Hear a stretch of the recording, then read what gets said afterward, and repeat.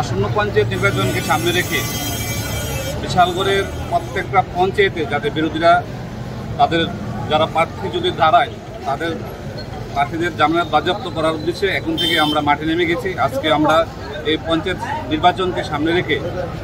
এলজিএম অফিসের সামনে থেকে বিশালগড় মণ্ডল পর্যন্ত আমরা একটি মিছিল সংগঠিত